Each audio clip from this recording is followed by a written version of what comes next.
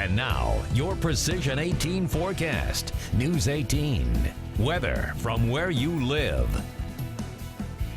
Well, temperatures this evening holding on into the mid to upper 50s throughout the viewing area. We're still at 59 degrees in Lafayette. Wind still from the southeast at 9 miles per hour. The cloud cover, the southerly winds keeping those temperatures mild, but notice a little bit cooler off to the north. Star City, 56 degrees. It's 57 in Kentland, still holding on to 63, however, in Ladoga. Scattered isolated rainfall coming down throughout much of the viewing area, especially the far northern half of the region. The majority of Tippecanoe County remaining dry at this time. That's not the case all across the area. However, Montgomery County dealing with some of that scattered rainfall at this time as well. So what we're looking at across the viewing area, just mainly isolated rainfall passing across the region. The good news is that we should see just some sporadic light rainfall throughout the overnight hours. However, that won't be the case tomorrow, as a nice defined line of showers and storms extending further off to the east, all thanks to a core of low pressure off across parts of Nebraska as well as Kansas. A cold front extending east from that frontal boundary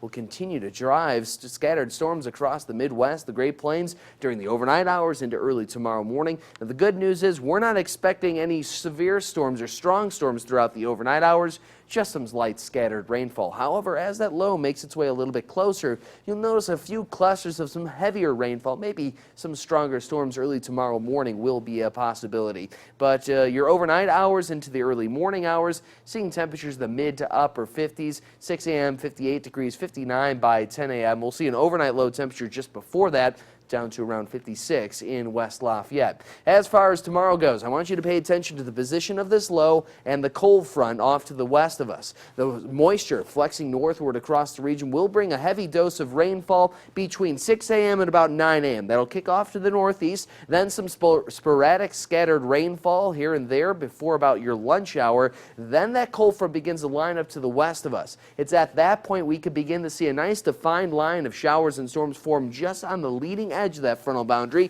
Passing further off to the east, notice that nice defined line right there across the central and southern part of the state, right over Tippecanoe County. This is 3:15 tomorrow afternoon. Some of these storms embedded within the system could generate some strong gusty winds in excess of 60 miles per hour, possibly even some small hail associated with the system as well. The low will continue to track further off to the east, bringing the end to the storm system as early as about 5:30. Now, we still have some scattered rainfall on the back edge, and with some cooler air, possibly even some wintry mixture late Thursday night into early Friday morning. But because of the storm system earlier in the afternoon, the Storm Prediction Center placing the eastern half of the viewing area under a marginal risk of severe weather, the main threats of which will be that hail and the strong gusty winds in excess of 60 miles per hour. Now, once we get past Thursday evening, things dry out, but they cool off. 30 degrees your overnight low temperature Thursday night. Friday, a high of 48 degrees, back into the 60s on Saturday. Easter, a slight chance of scattered rainfall during the morning.